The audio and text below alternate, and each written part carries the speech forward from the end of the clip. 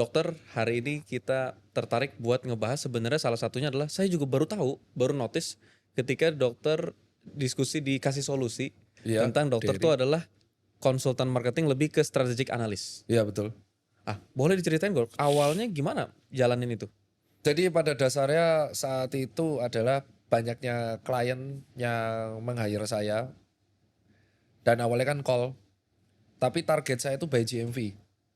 Jadi namanya influencer itu kan targetnya banyak. Ya. Ada yang awareness, trust, interest dan kawan-kawannya. Basic teori AIDA lah.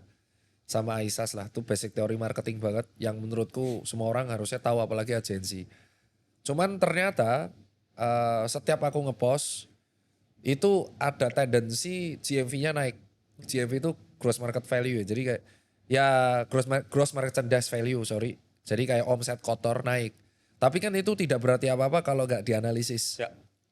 Dan untuk menganalisis itu kita harus membuktikan apakah impact-nya Dr. Tirta di GMV itu bermakna secara statistik.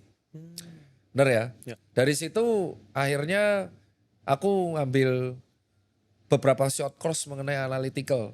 Karena memang S1 kedokteran, aku juga analytical statistik tapi di bidang kedokteran. Oke. Dan nggak beda jauh, pakainya kalau nggak SPSS, Ya. yang paling basic ya Excel statistik. Itu udah paling basic banget. Nah saat itulah aku baca-baca jurnal bisnis. Kebiasaan dari dokter juga baca jurnal dari Scopus ya atau dari publisher-publisher ternama itu. Ternyata aku menemukan bahwa sebenarnya segala sesuatu konten marketing itu ada dasarnya. Sebelum kita presentasi ke divisi finance, itu kita wah kita ngebuat konten marketing ini by feeling tuh nggak bisa. Ya. Ada dasarnya. Kenapa kok aku sebut brand ya, kayak Nike kenapa lebih suka ke atlet dan ngabisin duit ke ads. Dan kenapa Adidas lebih suka menghabiskan waktu ke kolaborasi. Ya. Ya. Dan kenapa New Balance lebih ke USP-nya menekankan heritage dan made in USA-nya. Ya. Itu ada alasan berbeda kenapa mereka berkembang di situ. Dan akhirnya dari situ aku tahu berarti setiap perusahaan memiliki strategi marketing yang berbeda. Dan mungkin marketing strategi di A itu bisa jadi tidak works di perusahaan C.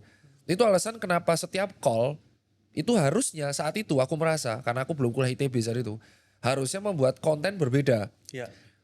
untuk klien yang berbeda. Ya. Kita nggak bisa menerapkan konten yang sama dengan semua klien. Ya. Karena bisa jadi konten kita tuh yang di sini buat awareness doang, Ya. yang di sini malah masuknya ke interest. Dan KPI-nya beda-beda. Ada yang KPI IR, ada yang KPI-nya likes, ada yang KPI-nya omset. Nah terus muncullah AI. Ya. Nah AI ini kan semua takut ya.